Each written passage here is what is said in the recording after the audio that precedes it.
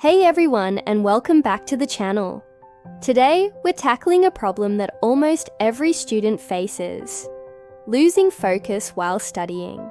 You sit down with your books, full of good intentions, but an hour later, you've only read 2 pages and scrolled through 100 posts. Sound familiar? Well, you're not alone. But the good news is, focus isn't some magical gift. It's a skill, a muscle. And today, I'm going to show you exactly how to train it. Let's start by understanding why our focus gets so easily disturbed.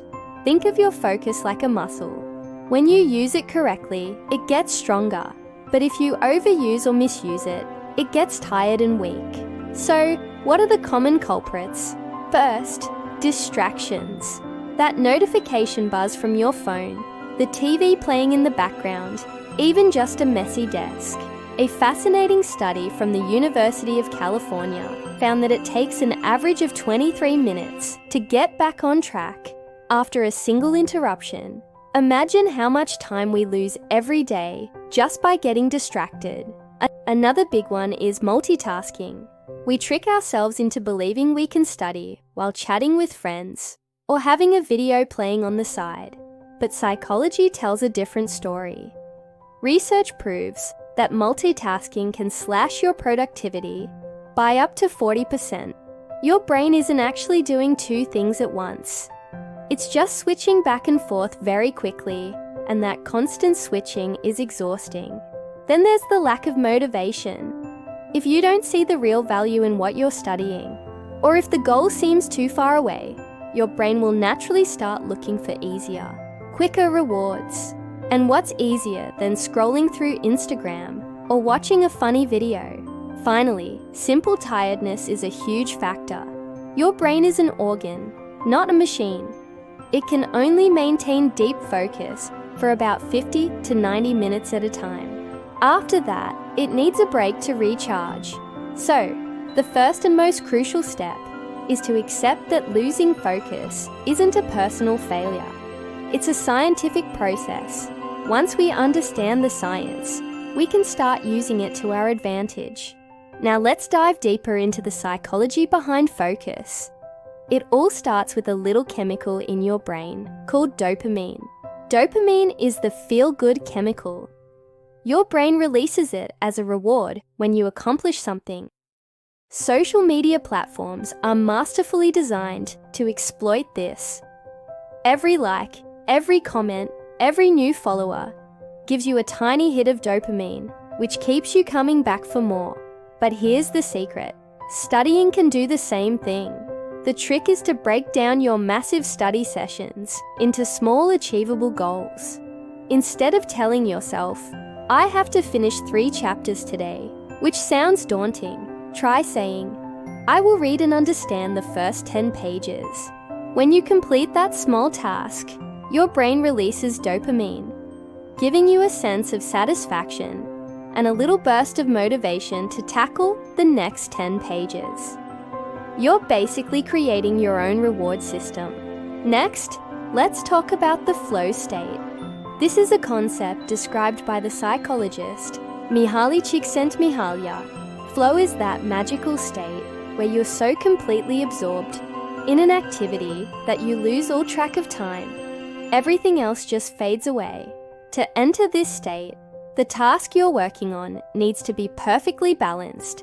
It has to be challenging enough to keep you engaged, but not so overwhelmingly difficult that you feel frustrated and want to give up. So, when you're studying, choose material that stretches your abilities just a little. If it's too easy, you'll get bored. If it's too hard, you'll get discouraged. Finding that sweet spot is key to unlocking deep, effortless concentration. Finally, there's the concept of selective attention. Imagine your brain's focus is like a spotlight. When that spotlight is shining brightly on one thing, your textbook, for example, everything else in the room fades into the shadows. But if that spotlight is constantly jumping from your book to your phone, to a noise outside, to your own thoughts, you're wasting a tremendous amount of mental energy. Protecting your focus is all about training that spotlight to stay in one place for longer periods. It's about consciously choosing where to direct your mental energy and keeping it there. So, we understand the science, we know the psychology, but how do we actually put this into practice? How do we protect our focus in the real world? Here are some proven, practical methods you can start using today. First, and this is non-negotiable, you must create a distraction-free environment. Your study space should be a sanctuary for focus. The simplest and most effective step: put your phone in another room.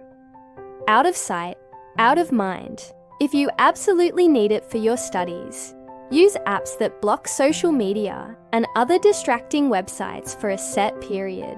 Also, take a few minutes to tidy up your desk. A clean, organized space helps promote a clear, organized mind. A cluttered desk is just a visual reminder of a dozen other things you could be doing. Second, use the Pomodoro technique. This is a game changer for so many people. It's simple.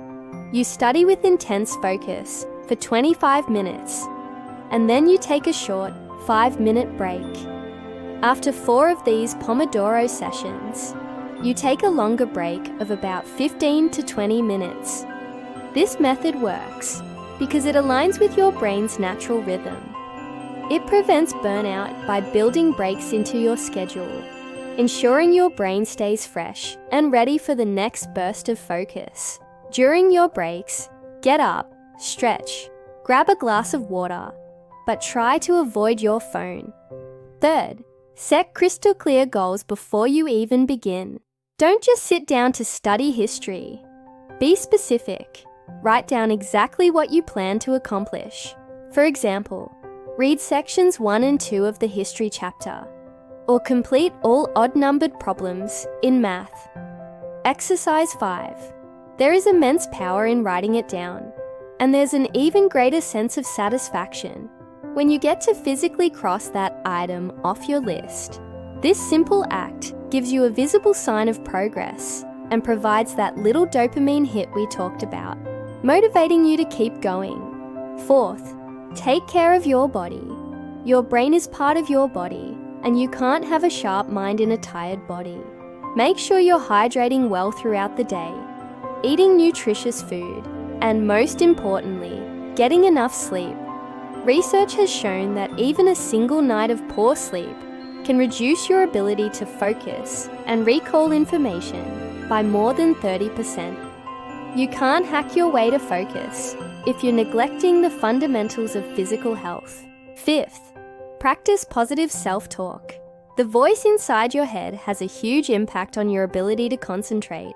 When you catch yourself thinking, "This is too hard," or "I'll never understand this," consciously replace that thought. Tell yourself, "I am improving with every page," or "I can figure this out step by step." Your words shape your mindset, and a positive, growth-oriented mindset is far more resilient against frustration and distraction. And finally, reward yourself. Your brain loves rewards.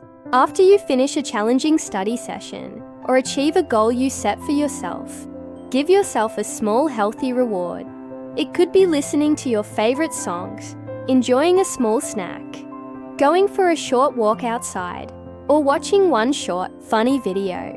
This reinforces the connection in your brain that studying leads to a positive outcome, making it more likely that you'll stick with the habit in the long run. As we wrap up, let's arm ourselves with some powerful reminders to carry us through those tough study sessions. Remember this phrase: discipline beats motivation. Motivation is a feeling. It comes and goes. You won't always feel like studying, but discipline is a choice. It's the commitment to show up and do the work, even when you do not feel like it. Discipline is what builds momentum and gets you results. Also, remember that small steps create big results.